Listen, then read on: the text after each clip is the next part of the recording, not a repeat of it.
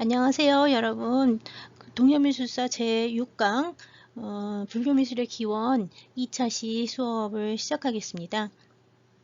이번 시간에는 석가모니의 생애에 대해서 살펴볼 예정인데요. 주로 현재 유적하고 그다음에 이제 불교 미술품 중에서 이제 부조로 표현된 것들을 중심으로 살펴볼 예정입니다.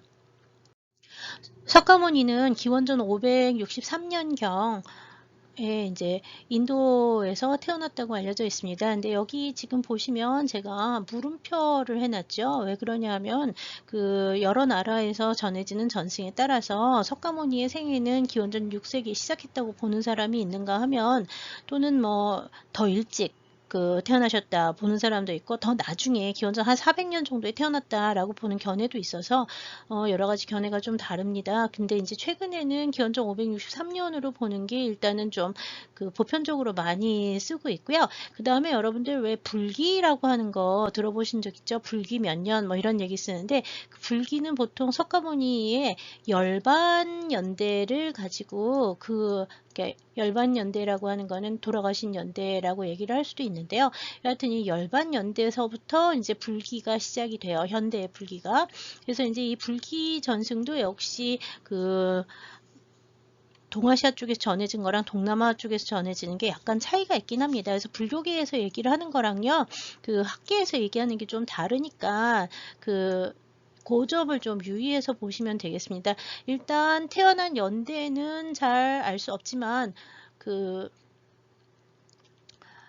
기원전 한 5세기에서 6세기 정도에 활동을 하셨고, 80세에 여기 보시면 29세에 출가를 하셔서 35세에 정각을 하시고 80세에 열반에 드셨다고 얘기를 하는데요. 이게 열반이 여러 가지 성이 있기 때문에 나이를 이제 계산을 하면 몇 가지가 다르게 나온다는 얘기예요. 그래서 여기 이제 물음표를 이제 해놨고요. 석가모니라고 하는 말은 석가족의 모니라는 말이 성자라는 거예요. 원래 샤카무니 붓다라고 해서 붓다라고 하는 게 불이라고 얘기를 했죠. 그러니까 석가모니 불이라고 쓰잖아요. 석가모니 불, 샤카족의 성자 부처님이라고 이제 번역이 되는데, 이거는 산스크리트어라고 이제 생각하시면 돼요. 샤카족이라고 하는 거는 이 석가모니의 부족이 샤카족이고요. 고향은 카필라바스투라고 알려져 있어요. 가비라위 성이라든지 뭐 가비라성 뭐 이런 말 쓰는데, 한자에서는 카필라바스투라고 이제 전해지고 있습니다. 이 카필라바스투 성에서 아버지가 그 당시 카필라바스투의 왕이어서 한자로는 정반왕이라고 알려져 있고요. 정반왕. 그 다음에 이제 정반왕. 그 다음에 이제 어머니는 마야 부인이라고 알려져 있죠. 정반왕은 산스크리트어로 슈또다나라고 해요. 슈또다나. 이 슈또다나 왕과 마야 부인의 사이에서 큰 아들로 큰아들이자 유일한 아들이죠. 왜냐하면 마야 부인이 석가모니를 낳고 얼마 안 돼서 바로 돌아가시거든요. 그래서 유일한 왕자로 이제 태어났습니다. 두 사람 사이에서. 원래 이름은 고타마 시타르타예요. 이게 시타르타라고 하는 이름이 많이 나오는데, 하여튼 고타마 시타르타라고 하는 본인의 이름이 있었고요. 깨달음을 얻은, 정각을 하고 난 이후부터 샤카족의 성자다 해서 샤카무니라고 이제 부르거나 혹은 붓다라고 부르는데요. 여기 이제 이 붓다라고 하는 거는 불 또는 불타라고 얘기를 한다 그랬죠. BODDO라고 그리스어에서 쓰는데, 영어로 쓸 때는 BUDD HA로 쓰죠. 그래서 스펠링이 O로도 쓰고 U로도 쓰는데, 보도 또는 붓다 이렇게 얘기를 하는데요. 그리스어 문자로 남은 보도라고 하는 단어가 한 2세기 정도의 동전 같은 데서 나오는 예가 있습니다. 하여튼 이 붓다라고 하는 정각자, 깨달음을 얻은 자, 진리에 도달한 자라는 뜻으로 쓰는 말이 이제 붓다라고 하고요. 그 말고 또 이제 몇 가지 이름들이 더 있긴 있어요. 이게 깨달은 자로 일컫는 이름들은요. 그 다음에 이제 여기 보시면 열반에 들었다라고 얘기를 했는데, 이 열반이라고 하는 거는요, 사람으로 보면은 죽는 거지만, 일반 사람들은 이렇게 왜 윤회의 세계에서 태어나고 죽고 태어나고 죽고 한다 그랬잖아요. 그래서 죽음이라고 하는 건 또 다른 생으로 가는 길이라서 일반적인 사람의 죽음하고요, 이 붓다의 열반은 굉장히 개념적으로 달라요. 그래서 부처님 돌아가셨다는 말은 거의, 그러니까 부처님이 죽었다, 부처님 돌아가셨다 이런 말은 거의 안 쓰는데요. 왜냐하면 부처님 열반하셨다고 얘기를 하거든요. 열반이라고 하는 거는 다른 생으로 가는 것이 아니라 이제 윤회를 끝내고 영원한 다르마와 합의를 하는 단계가 열반이기 때문에요. 일반적으로 그 윤회 고리에서의 죽음과 달라서 네, 죽었다는 표현을 쓰지 않습니다. 그래서 열반에 드셨다라고 표현을 해요. 그러니까 불교를 좀 배우면 이게 열반에 들었다는 표현하는 거하고 죽었다는 표현하고는 좀 차이가 있다는 거를 기억해 주실 필요가 있습니다. 이 석가모니의 생애를 보면은 맨 처음에 이제 당연히 태어나고, 그 다음에 이제 여기도 나오죠. 정각 깨달음을 얻었다라고 얘기를 했죠. 깨달음을 얻고, 그 다음에 이제 깨달음을 얻고, 그 다음에 이제 열반에 드시는 요 네 가지, 뭐 그냥 죽었다라고 편하게 얘기를 할 수도 있긴 있는데 조금 차이가 있으니까, 열반에 드시는 첫 번째 탄생, 항마성도, 그 다음에 열반, 요 세 가지가 일단 제일 중요할 것 같긴 한데요. 29세 이제 사이에 출가가 있는 거죠. 성도가 35세니까.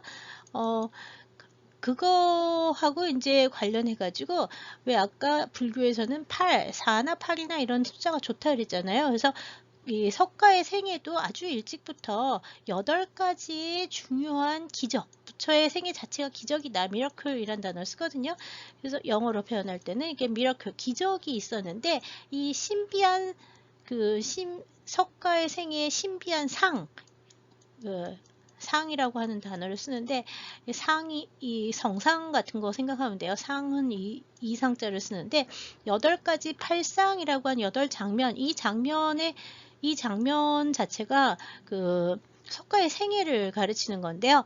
이 팔상이 일어난 곳이 이제 8대 성지가 됩니다. 8대 성지가 되고요. 이 8대 성지에서 더 중요한 거를 더 뽑으면 4대 성지가 되죠. 보통 이제 4대 성지를 얘기를 하면은요, 뭘 듣냐 하면요, 맨 처음에는 탄생, 그 다음에 이제 항마성도, 그 다음에 이제 초전법륜, 그 다음에 열반, 이렇게 4개를 꼽아요. 그래서 인도의 팔상은, 인도에서 전통적으로 내려오는 팔상은 태어나시고, 그 다음에 마귀를 물리치시고 득도를 이루심이 되니까, 석가모니가 이제 그 보드가야라고 하는 데에서 출가한 다음에 뭐 고생을 하다가 이따 좀 더 보긴 하겠지만, 보드가야에서 그 선정을 하시는데, 그 깨달음 직전에 마귀들이 와가지고 막 그 괴롭히거든요. 그러고 난 다음에 이제 그 깨달음을 얻는 그 장면에서 마귀를 물리치기 때문에 이제 항마성도라는 말을 이제 쓰게 됩니다. 그러고 난 다음에 이제 여기서 그 사르나트로 가셔서 이 사르나트에서 처음으로 그 제자들을 만드세요. 그래서 처음으로 이제 자기가 같이 수행을 하다가 이제 헤어졌던 그 사람들한테 설법을 해가지고 이 사람들이 이제 붓다의 첫 번째 제자가 되는데, 일어난 지역은 사르나트 노게원이라고 하는 데서 일어나고요. 그 다음에 이제 처음으로 법륜을 돌리셨다. 초전 법륜. 처음으로 법륜을 돌리셨다라는 뜻으로 처음으로 설법하셨다는 얘기예요. 그래서 이 탄생, 항마성도, 초전 법륜, 그 다음에 이제 열반 한 이 4군데가 4대 성지가 되는 거고요. 그 다음에 이제 인도에서는 그 외에 부처가 살아 계셨을 때, 그 열반에 들기 전에 그 살아생전에 했던 기적들 4가지를 뽑아가지고, 기적 4가지가 일어났던 4곳과 그 장면이 내내 이제 붓다의 생애에서 가장 중요한 장면으로 뽑는데요. 그게 이제 뭐냐 하면은, 첫 번째는 여기 보시는 종도리천 강화. 맨 처음에는 뭐 하냐 하면, 도리천에 올라가셨다가 내려오시는 거. 이 도리천은 하늘나라인데요. 이 하늘나라에 누가 있었냐면, 그 어머니 마야 부인이 돌아가셔서 이 도리천에 계셨다 그래요.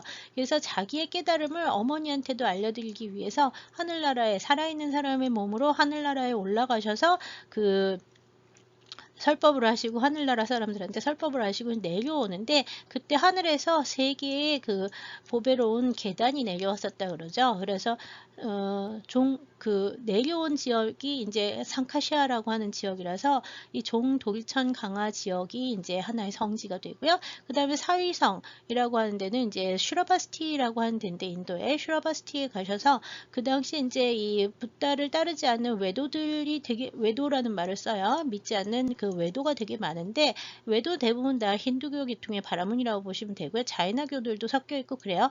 여하튼 이 외도들이 이 사이성이 굉장히 많은데 이 외도들 앞에서 자기의 몸을 망고나무 가지만 망고나무에 핀 꽃가지 나무만큼 자기 몸을 나누어서 보이거든요. 그래서 크게 몸을 변해가지고 그 자기를 나타냈다 해서 대신변이라는 말을 쓰는데요. 뭐 생각하시면 되냐면요. 왜 손오공이요. 자기 털 뽑아가지고 후 불면 조그만 손오공이 막 새기잖아요.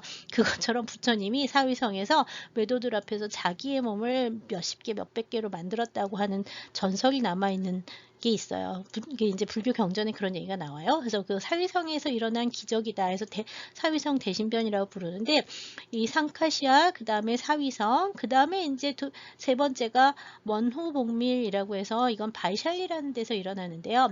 바이샬리. 이 바이샬리에서 바이샬리 근처에 이제 숲에서 부처님 계실 때 원숭이의 왕이 꿀을 가져와서 바쳤다라는 이야기가 전해져요. 그래서 이제 바이샬리에서 원숭이의 왕이 꿀을 바치는 이야기가 전해져서 바이샬리가 이제 그 살아생전에 그 기적을 일으키신 또 중요한 지역으로 남아 있는데요.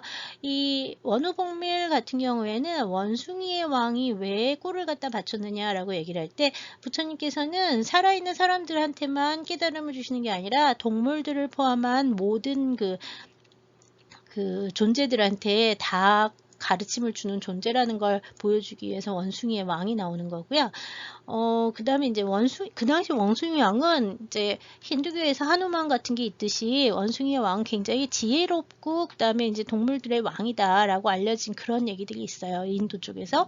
그래서 이제 이 동물들을 위한 동물들까지 포함하는 대현자 또는 이제 성자로서의 석가모니를 상징해주는 사건이 원후복밀 발샬리라는 데서 일어났고요. 그 다음에 이제 마지막 마지막 기적이 일어났던 곳이 이제 그 라즈기르 왕사성인데요. 라즈기르에서 이제 취상조복이라는 일이 일어나요. 이 취상조복은 술 취한 코끼리가 조복을 드렸다라는 얘기예요.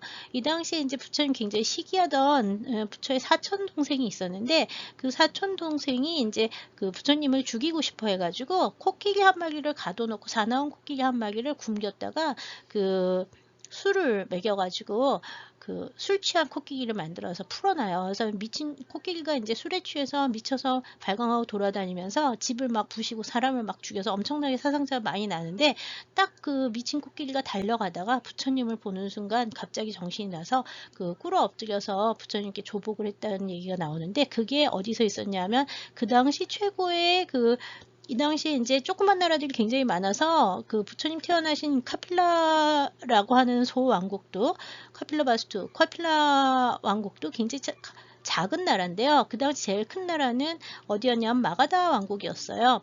그래서 이 마가다 왕국의 그 수도가 그 당시에 이제 라즈기르라고 하는 또는 불전에서 이제 한자어로는 왕사성이라고 쓰는데 마가다국의 그 수도였던 이 큰 대도시에서 이런 일이 일어나서요. 이 라즈기르가 이제 그 네 번째 기적이 일어났던 곳이에요. 그래서 그 4대 성지와 그 다음에 기적이 일어났던 4곳 합쳐서 이 지역들이 8대 성지라고 알려진 거고요. 인도에서는 그러니까 부처의 깨달음과 그 다음에 가르침 이후의 열반까지 부처의 생애 중에 중요한 곳 4곳을 갖다가 성지라고 봤는데요. 여기서 초전법륜은 그럼 왜 중요하느냐? 초전법륜은 처음으로 부처님께서 제자를 받아들이면서 승가 공동체가 그 형성이 되는 거예요. 붓다를 따르는 승가 공동체가 처음으로 그 이루어진 얘기라서요. 불교에서는 교단의 확립이 바로 이 초전법륜에 있었다고 보고 있거든요. 그래서 이 초전법륜 굉장히 중요한 의미를 갖습니다. 불교에서는. 그래서 인도의 팔상지는 붓다의 생애와 관련된 8가지를 갖다가 중요하게 여기는데요. 한국, 중국, 일본에서는요. 팔상을 따지는 게 조금 달라요. 우리나라 같은 경우에 이제 뭐 한국 미사 같은 거 배워봤으면 팔상도 이런 거 배웠죠. 거기서도 이제 보면은 한중일의 팔상의 경우에는 비람강생 탄생이죠. 그 다음에 이제 그 수화항마, 항마성도와 같은 거고요. 그 다음에 노건전법, 쌍림열반 해가지고 보면 살아있을 때 기적이 하나도 없어요. 그 대신 뭐가 있냐 하면 항마를 하기 전에 깨달음을 수화항마가 정각이잖아요. 깨달음을 얻기 전에 이 사람이 어떤 일을 했는가에 대한 얘기가 더 많아요. 그래서 나오는 얘기가 맨 처음에 보면 도설촌에서 마야 부인의 그 코끼리의 모습으로 내려오는 장면, 그 마야 부인의 태몽 이야기가 나오고요. 그 다음에 태어날 때부터 달랐다 이런 얘기를 하는 거죠. 태어나기 전부터 달랐다. 그 다음에 이제 사문유관 4개의 문 바깥으로 나가서 세상이 어떻게 돌아가는지를 봤다.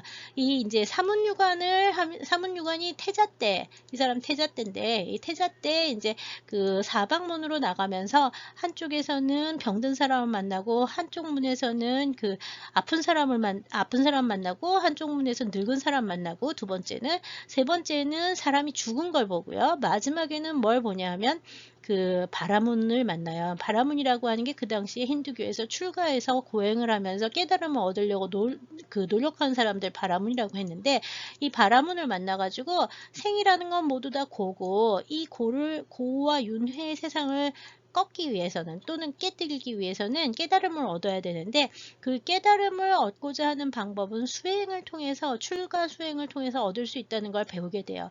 그래서 이 사문유관을 함으로써 생이라는 거는 아버지가 왕이라도 또는 어머니가 왕비라도 자기가 태자라도 언젠가는 늙고 언젠가는 죽는다. 그러기 때문에 생은 모두 다 고이고 그 고를 끊을 수 있는 길이 바로 출가해서 수행을 해야 돼서 깨달음을 얻어야 된다는 가르침을 처음 얻게 되는 게 사문유관이에요. 그 다음에 이제 유성출가 결국 그 나가서 출가해서 깨달음의 수행을 해야 되겠다고 결심을 한 태자는 어느 날 밤 몰래 집을 나가죠. 그리고 설산에 가서 수도를 한 뒤에 일어나는데요. 한국, 중국, 일본에서는 부처의 생애보다는 부처의 깨달음까지의 과정을 더 중요시해서 팔상을 정하는 게 다릅니다. 그러니까 4대 성지에 나오는 4가지 사건은 굉장히 중요하니까 똑같은데 나머지 살아생전에 4개, 그 다음에 그 깨달음 얻기 전에 4개 해서 이 12장면이 모두 다 부처님의 생애 이야기에 들어간다고 보시면 돼요. 부처님의 여러 가지 그 초기 경전들은 다 부처의 생애에 대해서, 붓다의 생애에 대해서 기록하고 있고요. 거기에 나오는 얘기는 여기 나오는 12장면 이외에 더 많은 이야기들이 나옵니다.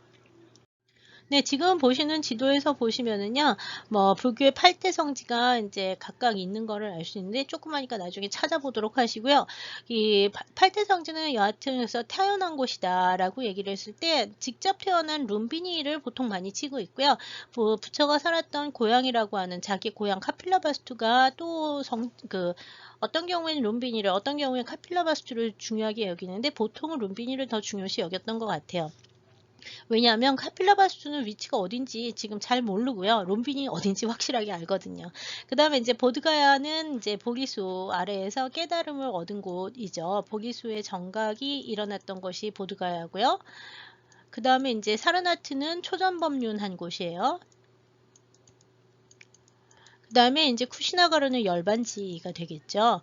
그 다음에 이제 슈라바스티 아까 사위성이라고 했었고요. 사위성 대신변 일어났던 곳이고요.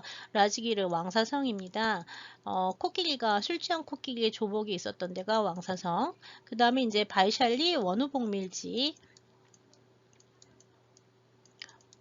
그 다음에 이제 상카시아 여기는 종독일청 강화가 있었던 곳이라서요. 지도에서 이제 각각 표시가 되어 있으니까 이따 또 지도가 하나 나올 거예요. 거기 이제 보시면 되겠습니다. 그래서 8대 성지와 팔상이 이제 같은 곳이고요. 이 부처의 열반 이후에 한동안 불상이나 뭐 불교적 조형물 같은 건 거의 만들어지지 않고요. 대부분의 경우에는 팔상에 대한 선정과 그다음에 팔대성지의 순례 같은 것이 굉장히 중요했다고 치는데요. 인도에서는 적어도 이제 굽타 시대 정도 되면 4, 5세기 되는데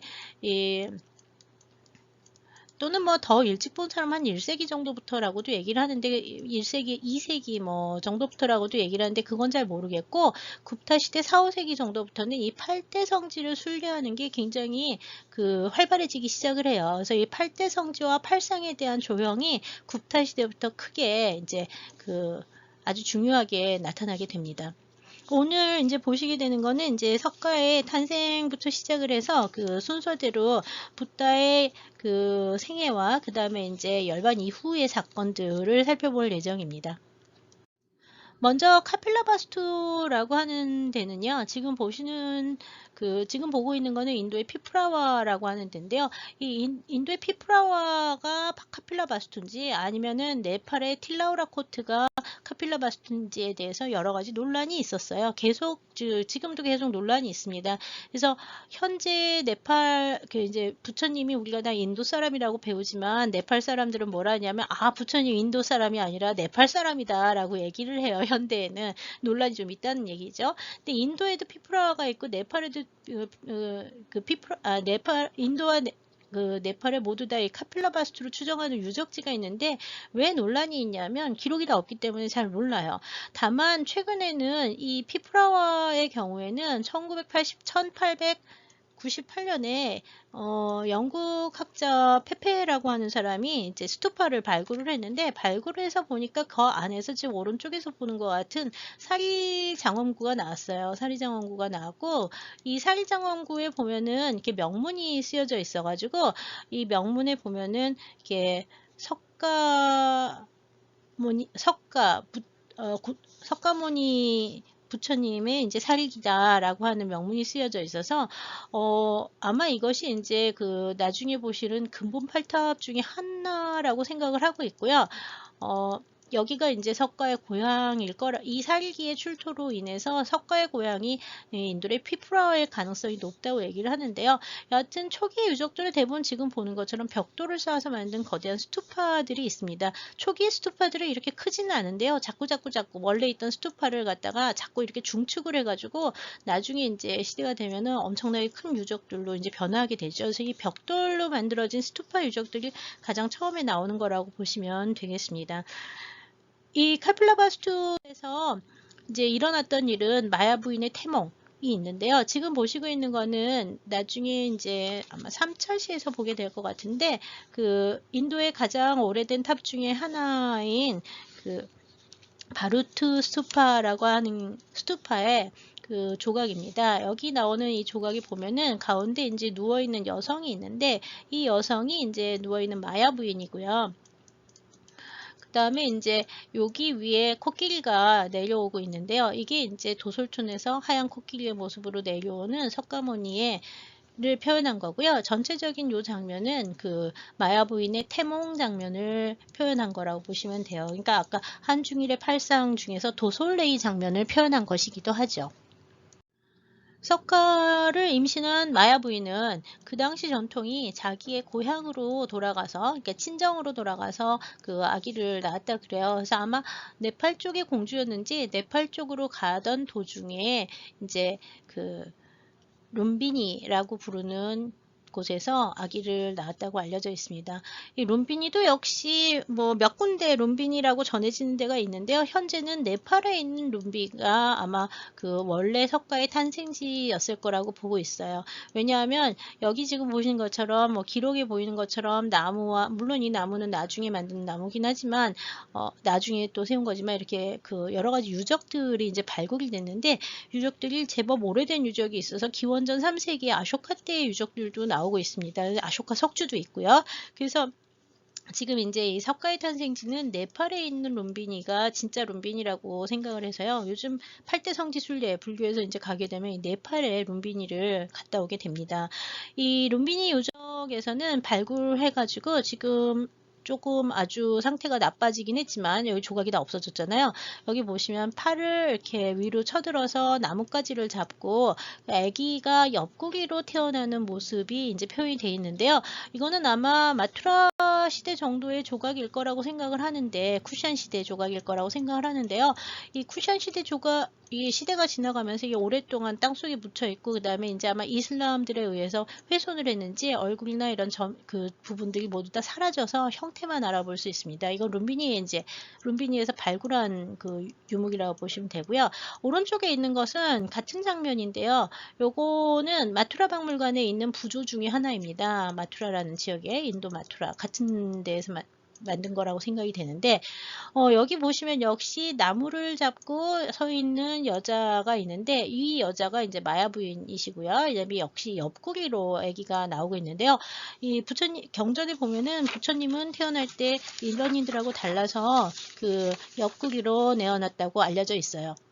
네, 지금 보고 있는 것도 역시 룸피니에서 아기 붓다의 탄생 장면을 이제 보고 있는데요. 이게 이제 하나의 도상인 거죠. 이렇게 나오는 거. 여기 나뭇가지를 지켜잡고 서 있는 여성이 있고요. 그 다음에 옆구리로 아기가 나오고 아기를 받는 사람이 이렇게 있어요. 옆에 보면은 그 아마 마야 부인의 여동생이 계속 나중에 그 이모라고 부르는 마야 부인의 여동생이 이제 그 잡고 있는데요. 이 마야 부인의 여동생은 석가모니의 이모가 되죠. 석가모니의 이모는 이제 마야 부인이 돌아가시고 난 다음에 그 계모가 돼서 이 어머니를 그러니까 이 아들을 키워줍니다. 그래서 이 마야 부인과 이제 옆구리에 태어나는 이 아기, 요 장면은 그 나무를 잡고 있는 요 장면, 이거는 아주 전형적인 그 붓다의 탄생 장면 도상이라고 보시면 될 것 같아요. 지금 이 조각은 아까 보셨던 건 마투라 지역에서 만들어진 거고, 이건 비슷한 시기 한 2세기 정도에 1세기, 2세기 정도에 2세기 보시는 게 나을 것 같아요. 2, 3세기 정도에 간다라 지역에서 만들어졌는데요. 이 간다라와 마투라라고 하는 얘기는 두 지역은 계속 많이 나올 텐데요. 간다라는 인도의 서북 지역, 현재 파키스탄 일대가 되고요. 마투라는 중인도 지역이 됩니다. 인도의 중부 지역, 중인도 지역이 돼서요. 거기도 상당히 다르고 만들어진 조각도 양식이 상당히 다릅니다. 그래서 같은 도상을 지금 간다라 지역과 마투라 지역에서 비슷한 시기에 다르게 표현한 양식적 차이를 여러분들이 보셨습니다. 네, 간다라 지역과 마투라 지역에서는 모두 다 시타르타 태자 때의 모습을 표현한 보살상들이 시타르타 아직 출가하기 전에 태자의 모습으로 태자보살이라는 말을 쓰기도 하는데, 이 태자보살의 모습을 이렇게 보살 형태로 표현한 예들이 좀 남아 있습니다. 여기 보시는 것은 이제 여기도 이제 석가 출가 이전의 석가 모습이 표현되어 있고요. 여기는 지금 출가 이전의 석가와 그다음에 이제 결혼 장면, 야쇼다라라고 하는 공주랑 나중에 결혼을 하는데요. 이 야쇼다라랑 결혼하는 장면이라든지 야쇼다라와 사이에서 이제 아기를 하나 낳아서 라훌라라는 이름을 짓죠. 이 라훌라라고 하는 건 자기 출가해서 깨달음을 얻으러 가야 되는데 자기를 잡아놓는 또 하나의 업이 생겼다고 해서 이렇게 한탄하면서 지은 이름이라고 알려져 있어요. 그래서 태자로 살다가 이제 야쇼다라랑 결혼을 하고 라울라라는 아기를 낳고요. 그리고 난 다음에 이제 어느 날 밤에 출가를 하게 됩니다. 석가는 어렸을 때 어머니가 돌아가셔서 마야 부인 돌아가셔서 마야 부인의 동생인 이모가 이제 키워주게 됩니다. 그래서 이제 석가의 생애에서 나오는 여자는 마야 부인하고 이모하고 그 다음에 부인인 야쇼다라 이런 사람들이 나오고요. 아들 라울라는 나중에 야쇼다라와 라울라는 부처의 깨달음 이후에 다 출가를 해서 전부 다 승가에 들어와서 승려가 됩니다. 간다라 쪽에서는 이 사문유관 장면이 별로 없는데요. 한국이나 동아시아 쪽에서는 사문유관 굉장히 중요하게 다루는 편이에요. 여하튼 이 사문유관이라고 하는 장면은 잘 안 나오지만 그 다음에 이제 밤중에 나가서 출가를 하는 장면, 유성 출가라고 하는 장면은 이게 불전부조라고 이걸 이제 불전부조라고 얘기를 하는데, 부처님의 생애를 그린 부조다 해서 불전부조라는 단어를 쓰는데요.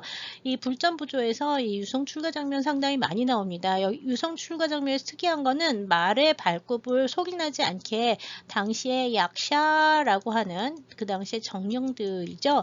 정령들이 요거를 갖다가 그 말 발굽을 들어 소리를 안 나게 해주면서 말을 타고 나가서 자기의 머리를 자르고 옷을 갖다가 벗어서, 장신구 옷을 벗어서 그 마부한테 주고 말과 그 머리카락 옷을 돌려보냅니다. 아버지한테 돌려보내고 자기 죽었다고 생각을 하고 나를 찾지 말아라 하고서는 이제 설산, 그 당시에 이제 북쪽에 있었던 게 히말라야주니까 히말라야 설산으로 들어가서 고행을 하기 시작을 합니다.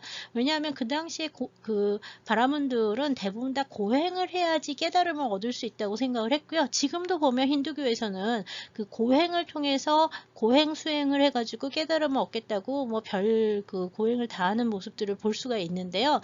여하튼 그 당시에도 고행이 제일 중요하다고 생각을 해서 나가서 계속 고행을 합니다. 그래서 지금 오른쪽에 보시고 있는 것처럼 그 석가 고행상이라고 하는 것들이 이제 간다라 지역이나 뭐 몇 군데에서 이제 주로 이제 간다라 지역에서 고행상을 많이 만드는데요. 워낙 많이 와서 뭐 시체에 가까울 정도, 해골에 가까운 얼굴이라든지 이게 뼈나 이런 것이 이제 거의 그 근육과 뼈만 남아서 살이 없는 이런 모습으로 이제 만들어진 고행상들이 이제 그 간다라 지역에서 주로 많이 만들어졌고요. 이 고행을 하다가 고행 끝에 갑자기 이제 석가가 고행을 하면서 더 이상 너무 자기 몸이 괴로우니까 깨달음에 대해서 집중을 하지 못하고 오히려 이렇게 더 뭐 먹고 싶고 자고 싶고 이렇게 몸에 바라는 그 욕심이 더 많이 생겨난다는 걸 알게 돼요. 그래서 석가는 고행을 그만두고 내려와서 그 남쪽으로 다시 내려와서 보드가야 근처에서 한 수자타라고 하는 한 아가씨가 주는 우유죽을 마시고, 수자타라는 아가씨가 또 나와요. 여자 하나 더 나오고, 그 다음에 이 수자타라는 아가씨가 우유죽을 공양한 거를 마시고 난 다음에 보드가야에 가서 그 선정을 하게 됩니다. 예, 붓다가 이제 그 깨달음을 얻기 위해서 선정을 했던 곳이 이제 보드가야라는 지역이고요. 여기 보드가야에는 지금 뭐 엄청나게 큰 사원이 있는데, 이 사원의 뒤쪽에, 사원이 이렇게 돌아서 맨 뒤로 가면 지금 오른쪽에 보는 것처럼 보리수가 있습니다. 그래서 이 보리수 아래에서 명상을 한 끝에 이제 깨달음을 얻었다고 하는데요. 현재 이 보드가야는 힌두교의 중요한 성지이기도 해서요. 힌두교 교단에서 보드가야를 관리를 하고 있습니다. 그래서 굉장히 많은 그 수행자들이 뭐 힌두교와 불교를 가리지 않고 와서 이곳을 성지 순례를 하고 있는데요.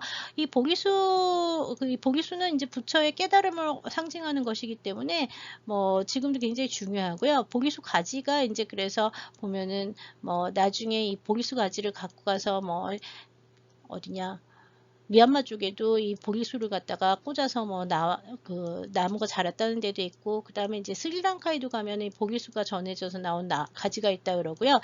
이 보리수는 불교를 박해할 때마다 맨날 이거 뽑아서 불태우는데 그 자리에서 또 나고, 그 다음에 또 키우고 뭐 이랬었다 그래서 여하튼 자리는 계속 같은 데 있다 그래요. 나중에 여기 보리수 있는 데 가시면은 요쪽 끝에 보면은 굽타 시대에 만들어진 그 보리수 아래에 그 석조 대저가 있습니다. 그래서 여기가 이제 부처가 깨달음을 얻은 정각지로 알려져 있고요. 붓다의 요 때부터 여기서 깨달음을 얻은 순간부터 보살이라는 말을 쓰지 않고 붓다, 깨달음을 얻은 자라고 이제 부르게 되죠. 샤카무니 붓다가 이제부터 보드가야에서부터 이제 시작이 됩니다.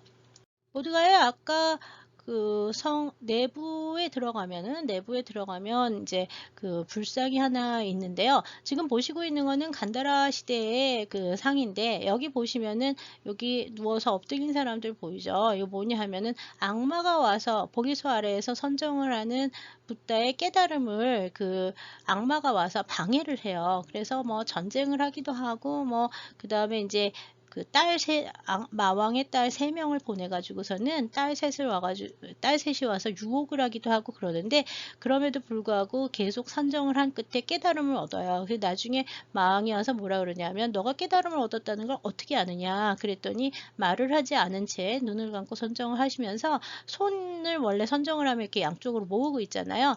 선정하고 있던 손을 하나 내려서 그 땅을 가르쳤더니 땅 속에서 지신이 나와서 마왕들을 물리쳤다고 하는데요. 이 장면, 선정하고 있는 손, 양쪽에 손을 이렇게 모으고 선정을 하다가 이 손을 하나 이렇게 밑으로 내려서 그 아래를 가르치는 요것이 이제 뭐냐면 촉지, 땅을 가르친다라고 얘기를 하는데, 요 수인이 나오는 것이 이제 보통 보리수어와 그 다음에 이 촉진에서 나온 장면이 언제나 그 부처의 깨달음, 그 보리수아라에서의 깨달음을 정각을 이제 상징하는 도상이라고 보시면 되고요. 그 도상은 지금 보시는 것처럼 이제 그 보드가야에도 만들어져 있는데요. 여기서는 손이 보이진 않죠. 왜냐하면 이 상 같은 경우에는 이제 굽타 시대에 만들어져서 매번 여기다 옷을 이렇게 입히거든요. 지금도 와서 동남아 사람들이나 스리랑카 사람들 와서 옷을 공양을 하면 하루에 몇 번씩 들어가서 이걸 갖다가 옷을 갈아입히는 의례들을 합니다. 그래서 이 항마 촉지 자세를 한 불상들은 그 보드가야에서의 정각을 상징한다, 이런 걸 좀 기억을 하시면 되겠고요. 그러고 난 다음에 부처님께서는 사르나트로 가셔서 녹야원이라는 곳에서 처음으로 그 설법을 하십니다. 그래서 이제 부처의 제자들이 이제 처음 생기는데요.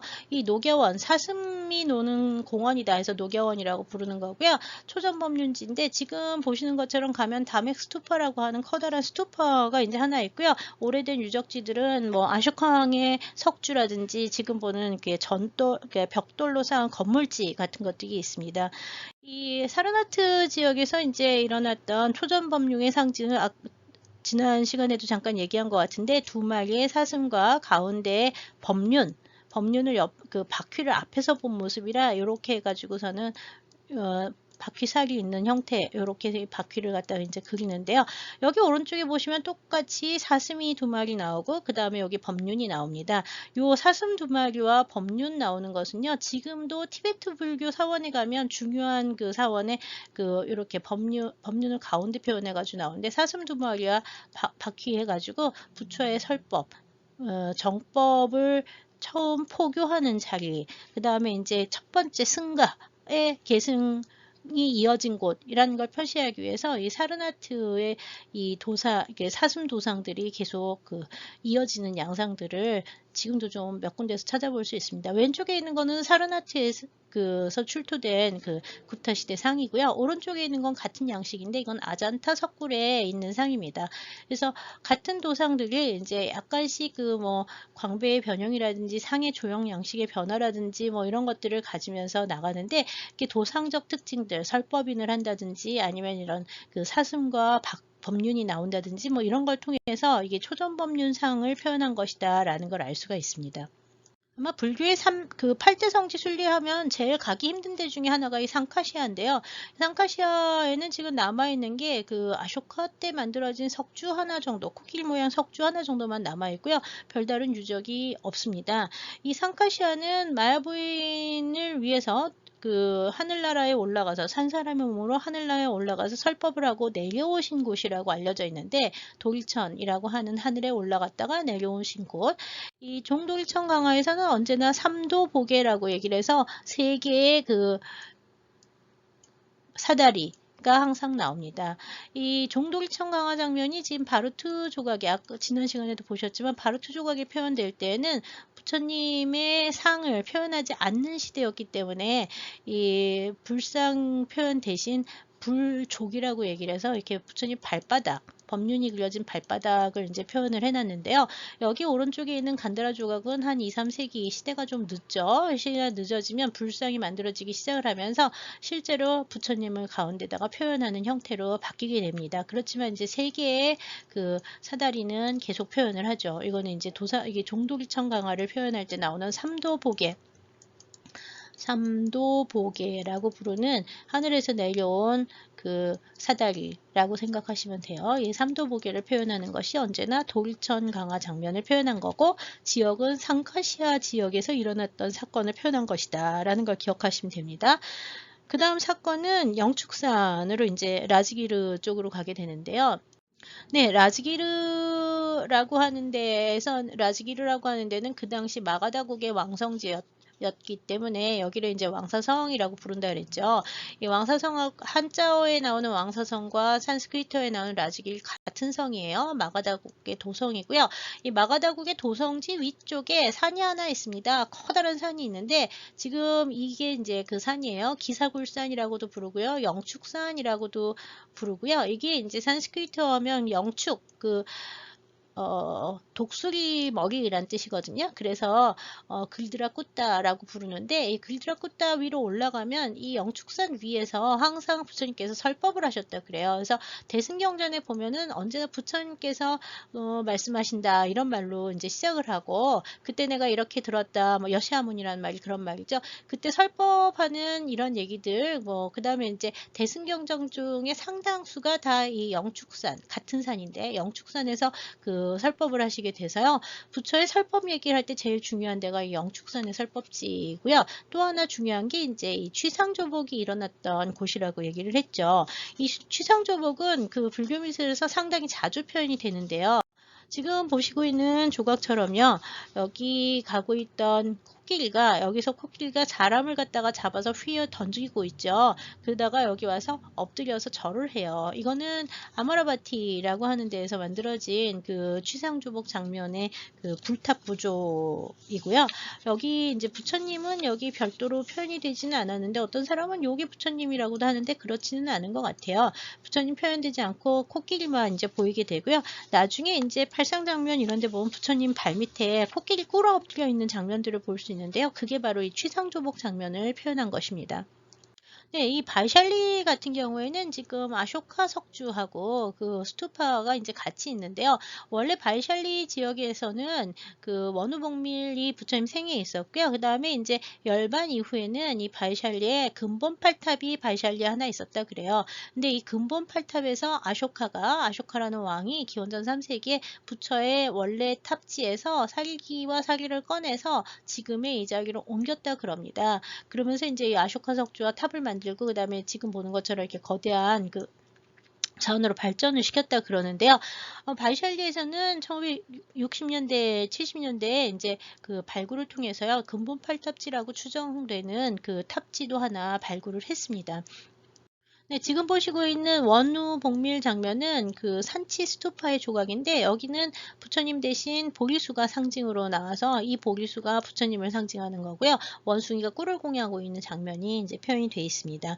그리고 난 다음에 이제 여러 가지 부처의 생애들에 대해서 석가모니 붓다의 생애에 대해서 굉장히 경조에서 많은 얘기를 하고 있지만요. 마지막 열반 장면을 보도록 하겠습니다. 열반이 일어난 열반지는 쿠시나가르고요. 부처님의 마지막 여행 도중에 고향으로 돌아가는 마지막 여행 도중에 쿠시나가르라는 곳에서 대장장이 춘다라는 사람이 죽을 또 역시 공양을 했는데 이 춘다의 죽 공양을 받아서 드시고 난 다음에 배탈이 나서 설사병을 앓다가 이 쿠시나가라에서 돌아가셨다 그래요. 지금 보시고 있는 거는 쿠시나가라에 있는 열반당 모습을 보시고 있고요. 이 열반당 안에 들어가면 안에는 지금 보시는 것처럼 누워서 잠자는 것처럼 돌아가신 열반에 드신 붓다의 열반 장면이 표현이 되어 있습니다. 이게 와상이라고 해서 항상 이렇게 누워 있는 모습으로 표현이 되죠. 열반 장면은.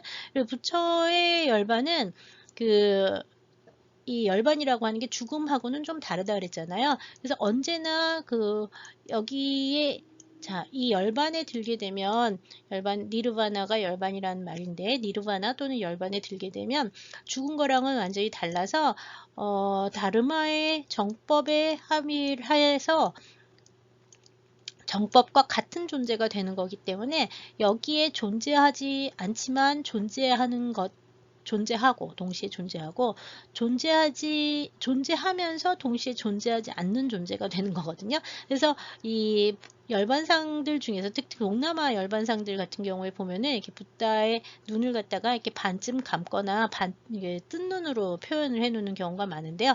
왜냐하면 붓다의 열반이라고 하는 거는 일반인들의 열반은 죽음하고 같은 게 아니기 때문에 그렇다는 거죠. 이거는 이제 윤회의 고리를 끊어내는 마지막 장면이라 보시면 됩니다. 깨달음에는 보드가야에서 깨달음에 이르셨지만 육신을 입고 있었기 때문에 마지막 육신을 버린 장소가 되는 것이기도 하죠. 보드가야 에서는 보리수가 나오죠. 그 다음에 그 붓다의 탄생 장면에서는 피팔수라고 하는 나무가 나오고 있고요. 피팔. 그 다음에 지금 여기서는 사라수라고 하는 나무가 열반에서는 나와요. 그래서 두 그루의 사라쌍수가 그 열반에 드실 때 슬픔을 이기지 못하면서 나무가 이렇게 그 구부러진 장면들이 이제 표현이 되는데요. 지금 여기에도 그 나무들이 여기 하나가 있고 여기 하나 있나 뭐 해가지고 나무가 두 개가 표현이 되고 있습니다. 이 지금 보신 것처럼 이렇게 붓다의 생애를 그 그림으로 표현을 한 것들을 생애를 표현한 거를 불전이라고 부르는데 붓다의 생애 이야기를 불전이라고 얘기를 하고요. 불전도라고 하는 것 또는 불전부조라고 얘기를 하면 붓다의 생애 이야기를 그린 것이 불전도, 불전부조가 되겠습니다. 이 불전부조는 언제나 이렇게 연속도해법이라고 해서 그 장면을 계속 이어가지고 그림을 그리는 게 특징이고요. 지금 사르나트에서 굽타 시대 때 만들어진 이 불상 보면 여기 요거는 이제 5세기 때 불상인데 처음으로 이제 이 팔상 장면을 하나의 장면에 표현을 하고 있는데요. 맨 처음에 여기서 시작을 해요. 붓다의 그 탄생 장면에서부터 시작을 해서요. 항마성도, 그 다음에 원우복밀, 취상조복, 코끼리 보이시죠? 취상조복. 그 다음에 이 원우복밀에서는 언제나 이 꿀이 그 원숭이 여기 있고요. 여기 이제 단지 든 거로 나옵니다. 그 다음에 취상조복의 경우에는 코끼리, 원우복밀의 경우에는 꿀단지, 그 다음에 도리천강화에서는 이 범천과 제석천이 모시고 갔기 때문에 그 보계를 든 시종이 하나 나오면 이 범천이 그 모시고 가거든요. 그래서 요 장면이 이제 도리천 강화가 되겠고요. 그 다음에 여기 사위성 신변은 이렇게 여러 개의 몸을 나누시잖아요. 그래서 하나의 뿌리에서 나온 연꽃 가지에서 조그만 부처님들이 또 나오면 이게 사위성 신변을 표현한 거고요. 그 다음에 이제 초전법륜이 오히려 이렇게 눈에 띄게 위로가 있는데 이건 왜 그러냐면 이렇게 아래 위에 그 정각과 탄생, 사상을 표현하고 나머지 사상을 가운데다 표치했기 때문에 그래요. 여기 초전법륜 장면이 이제 표현이 되어 있습니다. 역시 그 뭐가 나오냐면 두 마리의 사슴과 바퀴가 나오고 그 다음에 설법인이 나오죠. 마지막 장면이 뭐냐면 누워서 열반에 드신 장면. 이제 8장면이 다 표현이 되어 있는데 이런 것들 팔상상 또는 팔상도라고 하는 말을 쓰게 됩니다. 인도의 팔상은 그 동아시아의 팔상하고 좀 다르고요. 지금 보시고 있는 5세기경의 사르나트 부조가 현재 알려진 팔상 부조 중에는 가장 오래된 것 중에 하나입니다. 5세기의 사르나트 지역에서는 이런 식으로 칸을 나누어 가지고 불상을 표현하는 데 비해서 이 9세기에서 10세기 정도 팔라 시대 때 동인도의 이제 팔라 시대 때 날란다 근처에 자가디 시푸르라고 하는 데 가면은 지금 보시는 것처럼 가운데에다가 항마 촉지인의 좌상을 놔두고요. 주변에 보리수를 놔두고 그다음에 여기 그 마왕의 딸 셋, 그 다음에 이 주변에는 공격하는 마왕의 부대들, 괴물들 같은 게 막 공격을 하고 있는데, 이거는 결국 항마총지의 성도 정각 장면을 이제 가운데다가 표현을 하면서, 맨 위에다가는 열반을 표현을 하고요. 이쪽 오른쪽에는 탄생 장면을 표현을 해요. 그래서 탄생부터, 그 다음에 이제 그 다른 5가지 장면들을 여기다가 올려서 표현을 하고 있는데요.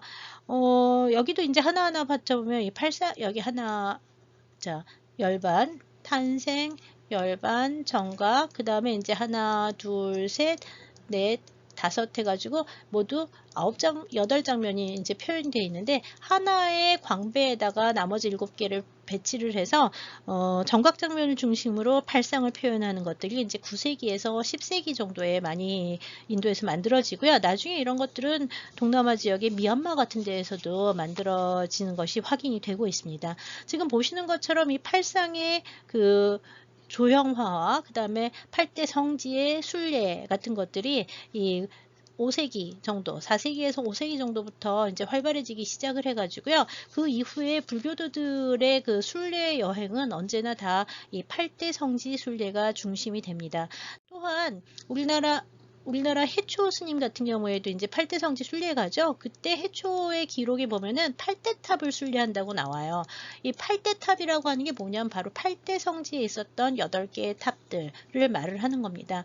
8대 성지에 8개의 탑이 있었다 그래서 이 8대 성지 또는 팔대 탑이라고 하는 것들을 이제 성지순례를 하게 되고요. 지금 보시는 것처럼 자세히 보시면 파트너 여기 맨 처음에 시작하는 게 카필라바스투하고 룸비니 여기 있고요.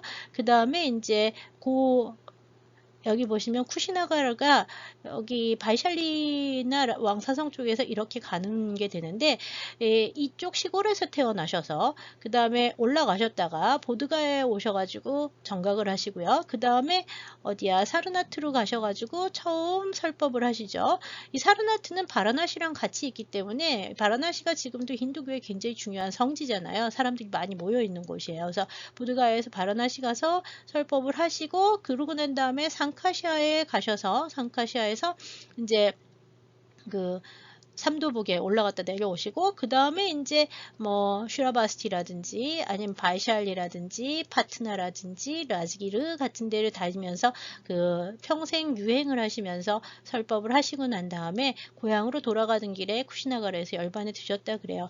나중에 이제 보면 그 불교 미술 뭐 이런 거나 불교사 또는 이렇게 동남아와의 문화사 뭐 아니면 해초 아니라 법편이나 뭐 이렇게 중국 승려들 얘기를 할 때 이 탐라립디 라고 하는 그 도시가 가끔 나올 거예요. 탐라랩디 이 이제 중요한 항구 도시라 뱃길로 오는 사람들은 여기 탐라랩디에 와서 뱃길로 이 팔대를 이 성지들을 돌아봤다 그래요. 그러고 난 다음에 이제 여기 또 보면 날란다라고 하는 데가 나오는데 날란다 또 중요한 도시 중에 하나입니다. 그래서 보드가야, 날란다, 그 다음에 이제 여기 쿠시나가르, 룸비니는 네팔에 있고요. 그래서 이런 지역들을 좀 기억하시면 되겠습니다. 그 다음에 여기 보면 이 상카시아에서 마투라가 그렇게 멀지 않죠. 근데 차 타고 가면 하루 종일 가도 못 갑니다. 되게 멀어요. 인도는 땅이 넓은 나라라서 상당히 굉장히 그 거리가 떨어져 있는데 여하튼 이 마투라 쪽으로 올라가는 길에 있었던 게 이제 상카시아라고 보시면 되고요. 요게 이제 슈라바스티 되겠습니다. 그래서 자세한 지도는 팔대성지 자세한 지도는 이 지도를 보시는 게 더 나을 거라고 생각을 합니다. 붓다의 생애 이야기는 열반으로 끝나는 것이 아니에요. 열반하고 난 다음에 붓다의 이 시신을 화장을 합니다. 어디서 화장을 하냐면 쿠시나가르에서 화장을 하게 되죠. 화장을 하고 붓다가 생전에 그 지시한 대로 화장을 한 유골을 모아서 유골 사기라고 부르는데 이 유골 사기를 모아서 이제 탑을 세우려고 하는데 그 당시에 이 사기를 여러 군데 왕들이 와서 서로 나눠 갖겠다고 해가지고 전쟁이 납니다. 그래서 이제 한 명의 바라문이 나와서 8개의 나라에 그 8개로 나누어서 사리를 나눠줍니다. 그래서 8곳으로 나눠진 붓다의 사리, 유골이에요. 같은 말이에요. 이 유골은 이제 8지역에서 탑을 세우게 돼서요. 이 탑을 중심으로 해서 탑이라고 하는 게 사실은 붓다의 열반 이후에 나타난 최초의 불교 조형물일 수 있는데요. 이 처음에 세워진 8개의 탑을 이제 근본팔탑이라고 부르는데 이 근본팔탑은 정확하게 어디에 있었는지도 잘 몰라요. 경전마다 이야기가 다 다르고 그래서 지금 알려진 곳은 몇 군데에 있지는 않아요. 여하튼 이 근본팔탑을 세워서 이 근본팔탑은 언제까지 유지가 되냐면 기원전 3세기 아쇼카 왕이 등장을 할 때까지 근본 팔탑이 그대로 유지가 되고요. 불교 교단은 부처님의 가르침대로 유행을 하면서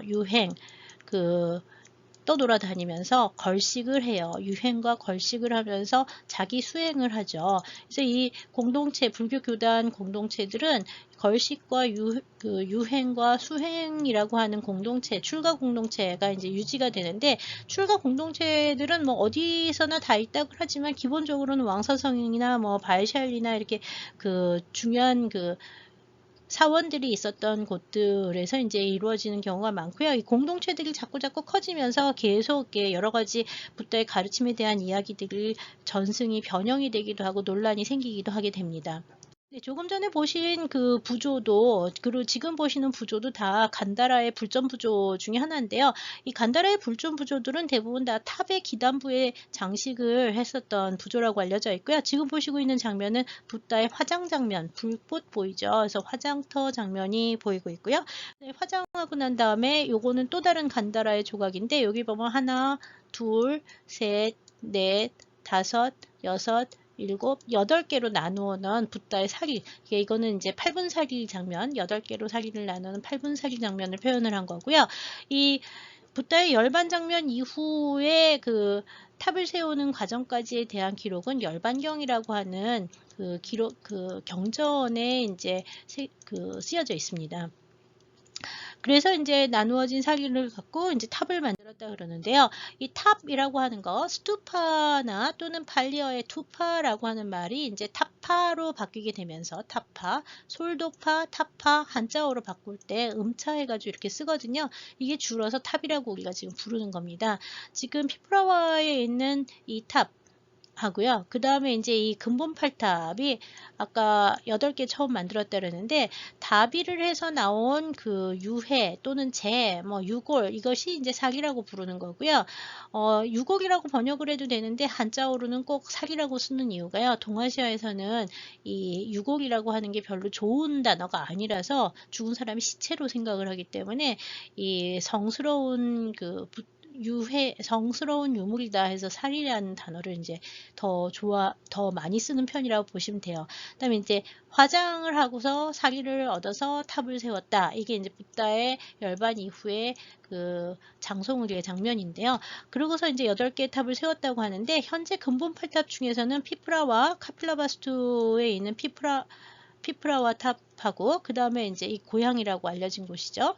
그 다음에 이제 발샬리에서 이제 근본 팔탑지가 지금 오른쪽에 보고 있는 게 근본 팔탑지인데요. 아까 발샬리 유적의 아쇼카 왕 석주가 있는 곳은 이 근본 팔탑지에서 아쇼카가 사기를 꺼내서 옮겼다고 하는 아쇼카 이후의 유적이고요. 지금 보고 있는 거는 그 인근에 있었던 원래 근본 팔탑지라고 추정이 되는데 이 두 유적에서는 전부 다 지금 보시는 것처럼 기원전 5세기에서 4세기로 추정이 되는 석재사리 용기들이 발굴이 됐습니다. 그래서 이 피프라와 같은 경우에는 명문을 가지고 있고요. 발샬리 같은 경우에는 명문은 없는데 함께 나온 토기편들이나 뭐 이런 유물들이 기원전 5세기에서 4세기로 추정이 돼서요.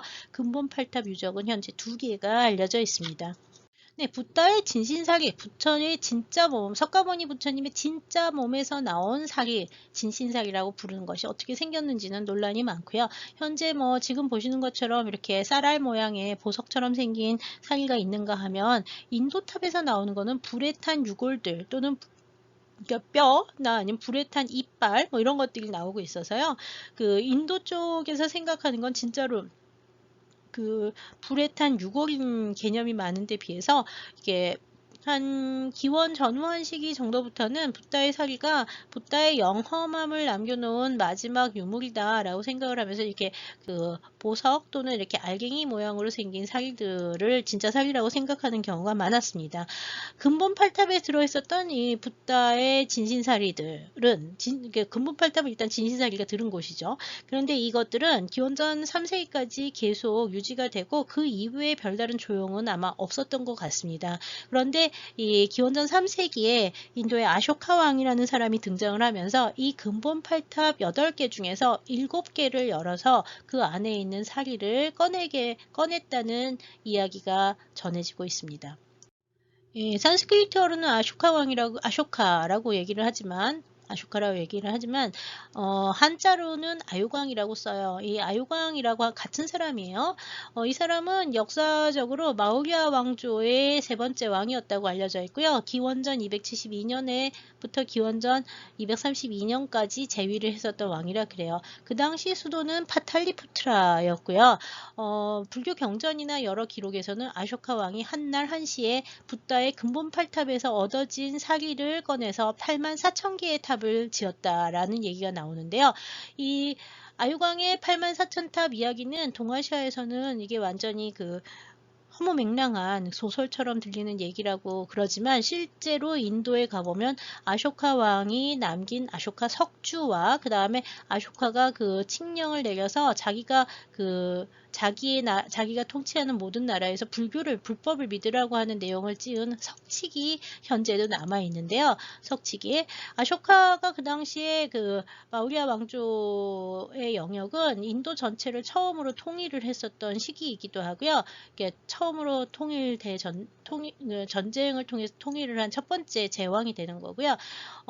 지금 보는 지금 파키스탄, 아프가니스탄 일대라든지 뭐 이 일대까지 전부 다 남인도의 일부를 제외하고 전부 다 이 아쇼카가 이제 그 인도를 통일을 했는데 통일 이후에 아쇼카가 불교로 개종을 하면서 그 당시에 이제 이 칼링가라고 하는 지역을 정벌을 하면서 자기가 너무 많은 그 사람들을 죽이면서 그 죄를 많이 지었다는 생각을 해서요. 불교로 개종을 하게 됩니다. 그러고서 이제 자기가 통일한 여러 지역에다가 자기가 앞으로 불법을 따라서 통치를 하고자 하니 너네들도 불법을 믿어라 하는 내용의 칙령을 내려서 그거를 갖다가 그 돌에다 기록을 했는데요. 그것이 이제 석칙과 석주의 형태로 남아 있습니다. 현재 인도 전역에는 한 30여 개 이상의 석칙과 석주가 남아 있는데요. 지금 보시고 있는 거는 파키스탄의 샤바스가리에 나와 있는 아쇼카의 마의 법칙입니다. 글씨 이렇게 써놨죠. 그래서 이제 아쇼카 시대의 명문을 보실 수 있고요. 그 다음에 이제 아쇼카, 지금 아까 보셨던 발샬리를 비롯해서 여러 군데 아쇼카 석주가 남아 있는데 이 석주들의 경우에는 석칙을 이 부분에 새깁니다. 그리고 맨 위에 동물을 갖다가 얹는데요. 요 동물을 얹으면서 이게 이제 그 불교에서 처음 불교 미술이라고 할 수 있는 불교 조각의 첫 번째 예들이 이 아쇼카 석주에서 나오고 있습니다. 그래서 기원전 3세기에 이 아쇼카 석주와 석칙을 통해서 불교가 그 당시 어땠는지, 그 다음에 불교가 어떻게 전파가 되기 시작을 했는지를 이해할 수 있고요.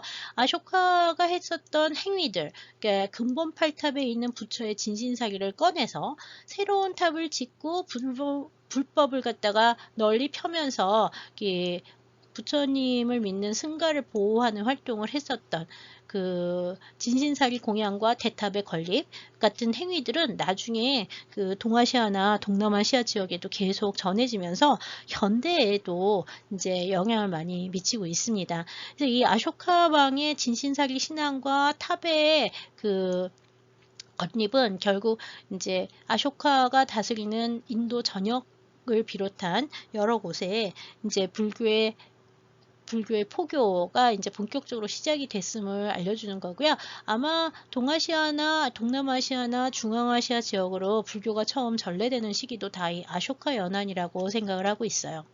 네, 이번 시간의 마지막 슬라이드는 역시 매번 보는 지도입니다. 동인도에서 시작을 해서 아쇼카 연간에 이제 간다라 지역, 파키스탄과 아프가니스탄 지역인 간다라 지역으로 이제 기원전 3세기에 불교가 전해져서 샤바스가리 같은 게 남아 있고요. 칙령 같은 게. 그 다음에 여기도 보시면은 이제 실론 쪽, 그 실론이라고 되어 있는데 스리랑카죠. 스리랑카 지역에도 역시 아쇼카 연간에 그 아쇼카의 아들이 이제 와서 불교를 처음 전했다고 얘기를 하고요. 동남아시아 지역에는 아쇼카가 전했다는 곳이 여러 군데 남아있긴 하지만 이게 진짜인지 아닌지 모르겠습니다. 그 다음에 이제 간다라를 거쳐서 중앙아시아를 거쳐서 중국 쪽으로 불교가 전해지는 거는 1세기, 서기 1세기 정도인데요. 한편으로는 이 해안가를 타고 이 광동성이라든지 이쪽 지역으로도 불교가 좀 일찍 전해진 것 같아요. 그래서 사천성이라든지 의외로 사천성이라든지 이 남쪽 지역, 그 절강성, 뭐 강소성 이 일대에서 불교가 좀 일찍 그 나오는 형태들을 찾아볼 수 있는데 장안, 사천, 뭐 그 다음에 이제 강소성, 광동성 이런 데에서 이제 불교의 초기 흔적들을 찾아볼 수는 있습니다. 여기까지 해서 그 불교 미술의 기원 두 번째 시간을 마치도록 하겠습니다. 감사합니다.